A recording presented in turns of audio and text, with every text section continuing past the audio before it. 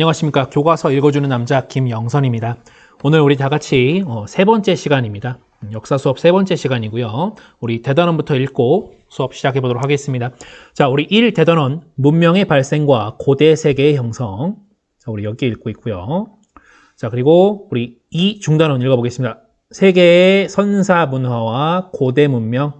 자, 그리고 1 소단원 인류가 출현하여 진화를 거듭하다라는 내용을 우리가 공부해 볼 거고요.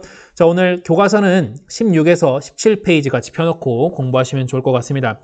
우리 주제 및 학습목표도 다 같이 한번 읽어볼 텐데, 선생님이 계속해서 말씀드리는 부분은 주제 및 학습목표를 선생님이 읽을 때 소리내서 꼭 읽어주세요. 우리 화면 다 보일 테니까 같이 한번 읽어보면 좋겠습니다. 첫 번째 학습목표 읽어볼게요.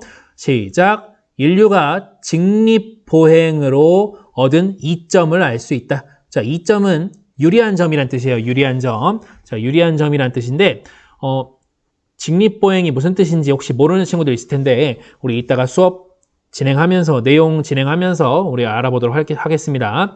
자, 그리고 두 번째 학습 목표 읽어보겠습니다. 시작. 역사에서 사용하는 시간 개념 용어를 이해하여 다른 사람에게 설명할 수 있다. 이것이 두 번째 학습 목표입니다. 여러분들, 역사에서 시간을 다루는 그런 용어들이 굉장히 많이 나올 거예요. 그런데 오늘 그중에 대표적인 세 가지만 뽑아서 우리 한번 공부해 보도록 하겠습니다. 자, 먼저는 자, 교과서를 읽고 다음 문제들을 해결해 보세요라고 되어 있는 부분 우리가 함께 읽어보도록 할 텐데, 먼저 주의사항 아닌 주의사항입니다.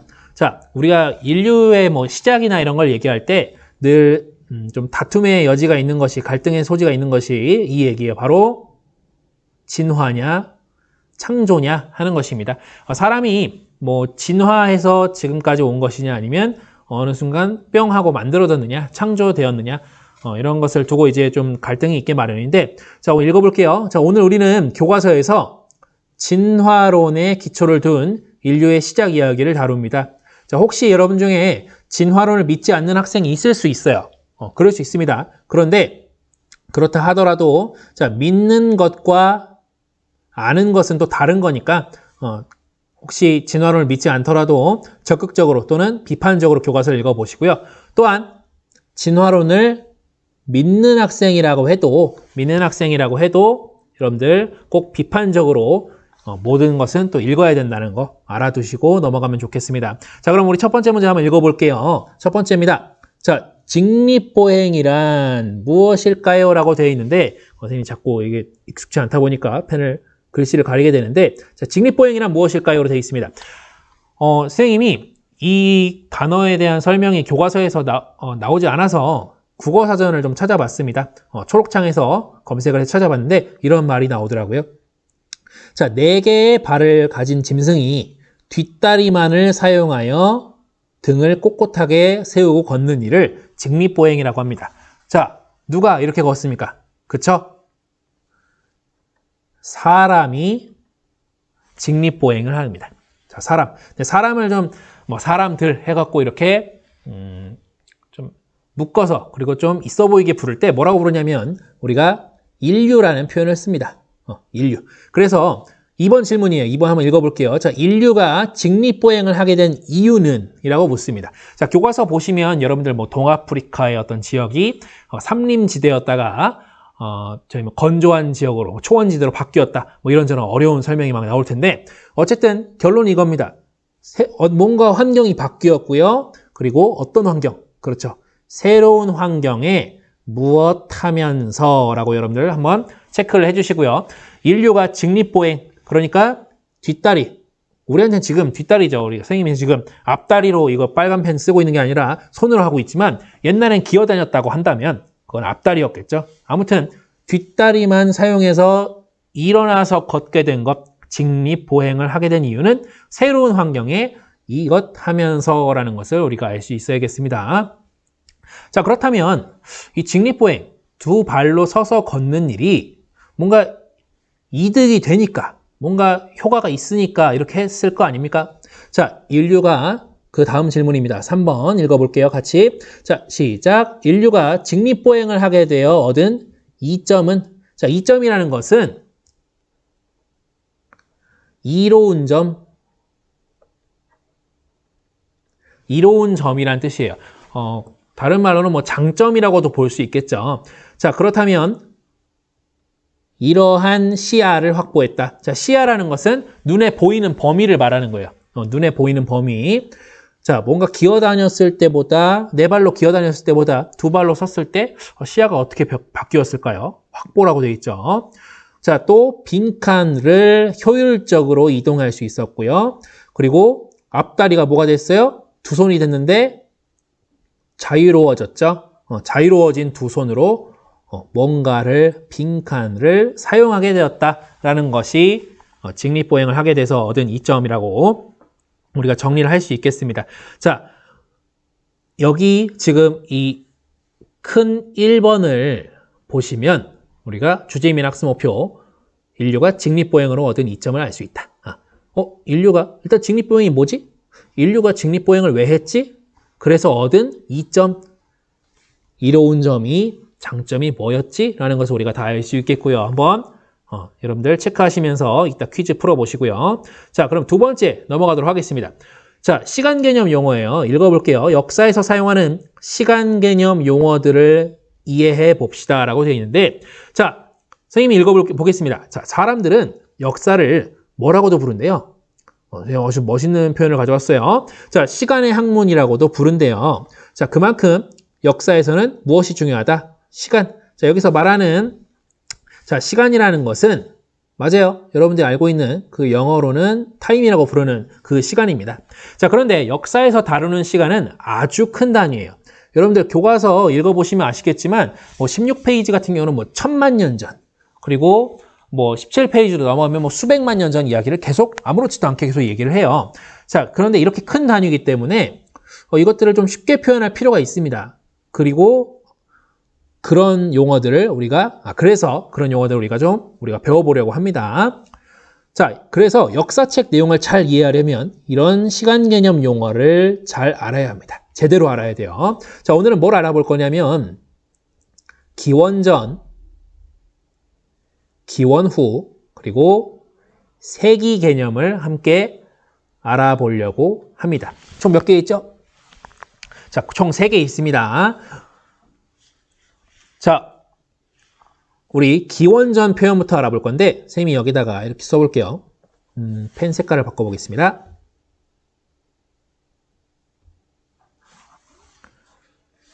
자, 같이 검은색으로 써주는 게 좋을 것 같아서 여기 보시면 Before Christ라고 써 있습니다. 영어로. 근데 줄여서 말하면 BC가 돼요. 근데 한국말로는 기원전이라고도 부릅니다. 기원전. 글씨가 아주 처참한데 선생님 계속 연습하면서 좀 나아지도록 해볼게요. 약속하겠습니다.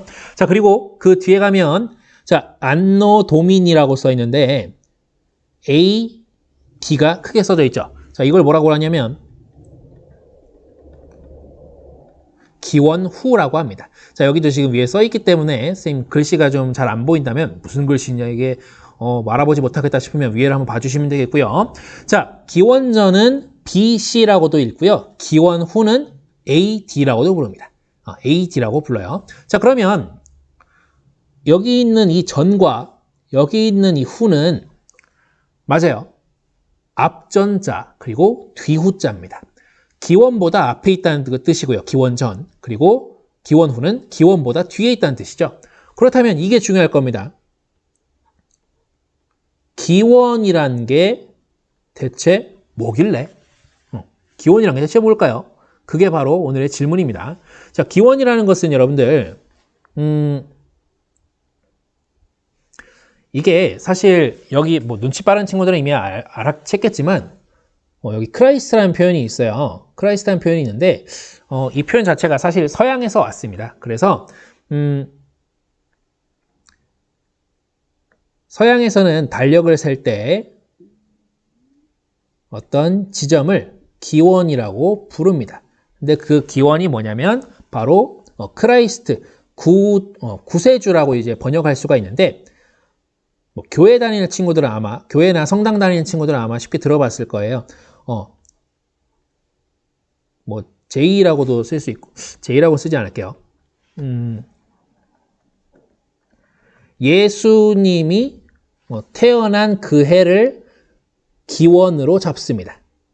그래서 before Christ, before는 무엇보다 전에라는 거죠. 예수가 오기 전을 기원 전이라고 하고요. 예수가 온 이후를 기원 후라고 하는 거예요. 이 기원이란 단어는 사실 이거는 우리말인데 뭔가의 시작이란 뜻이에요. 그래서 예수가 와서 시작되고 나서야를 우리가 기원 후라고 하고요. 그 전을 기원 전이라고 부르는 거죠. 그래서 before Christ 기원 전이라고 부르고요. 뒤에는 기원 후라고 돼 있는데 그럼 뭐 애프터 크라이스트 왜 이렇게 안 부르고 안노 도미니라고 하냐?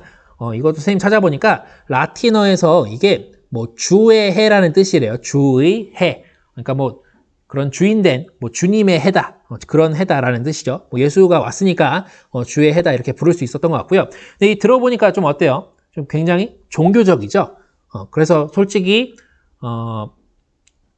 개신교 또는 천주교를 믿지 않는 사람한테는 좀 거부감이 들 수 있는 그런 표현임에 분명합니다. 그래서 이러한 표현들을 쓰자라고 하는 움직임도 있어요. 근데 이것이 무슨 말이냐? 자, 일단 CE부터 알아볼게요. 뒤에 있는 CE. CE는 뭐냐면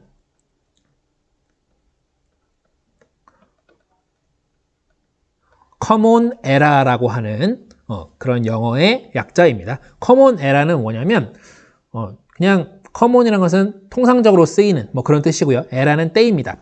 그냥 우리가 통상적으로 우리가 common era 이렇게 쓰고 있다. 그러니까 CE로 부른다는 것이고요. 근데 이 우리가 일상적으로 살아가는 일상의 때라고 우리가 번역할게요. 조금 선생님 번역하기가 어려운데 common era는 뭐 일상적인 시간이라고 부를게요. 일상 시대, 일상 시대라고 할게요. 조금 더 선생님이 찾아봐야 될 것 같아요. 정확한 용어는. 자, 근데 여기 BCE가 있죠. BCE의 B는 뭐냐? 이것도 위에서 before Christ 했을 때처럼 before입니다. 그래서 before common era입니다. 그래서 우리가 지금 살고 있는 이런 일상적인 시대의 이전이라는 거예요. 사실 기점은 똑같아요. 기점은 이 예수의 탄생을 기점으로 잡는 건 동일한데 그냥 부르기를 before Christ는 뭔가 너무 기독교스럽다. 종교적인 그런 색깔이 너무 크다라고 생각을 해서 이런 대체 용어가 나온 거예요. 그래서 이렇게 BCE 또는 CE로 사용하는 경우도 있다라는 것인데 사실 한글로 사용하면 크게 문제가 없습니다. 그냥 물론 이 기원이라는 용어 자체가 예수 탄생을 기점으로 잡고 있긴 하지만 그냥 기원 전, 기원 후, 기원 전, 기원 후로 우리가 잡아보면 되겠습니다. 자, 그렇다면 자, BC, AD 또는 기원 전, 기원 후 또는 BCE, CE에 대해서 알아봤는데 그러면 이런 표현을 들어봤을 거예요. 여기 넘어올게요.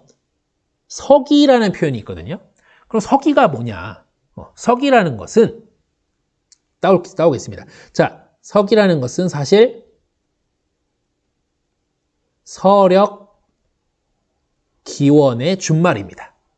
줄임말이에요. 자, 무슨 말이냐면 서력이라는 것은 서양 달력이라는 뜻이에요. 서양 달력. 서양 달력 뭘 쓴 거예요? 예수를 기점으로 잡았죠? 그 예수 탄생을 기점으로 잡았던 그 달력을 기원으로 잡아서 서기가 있는 겁니다. 우리가 뭐 서기 몇 년, 지금은 뭐 서기 2020년이라고도 부르죠. 다른 말로 하면 기원 후 2020년이라고도 부를 수 있는 겁니다. 기원 후 서기 같은 말이라는 거 한번 인지를 해주시고요. 자, 그렇다면 그와 비슷한 용어가 있어요. 세 번째 용어입니다. 세기예요, 세기. 세기라 되어 있는데 여기 영어로 한번 읽어볼게요. 읽을 수 있는 친구들. century라고 써 있는데 여기에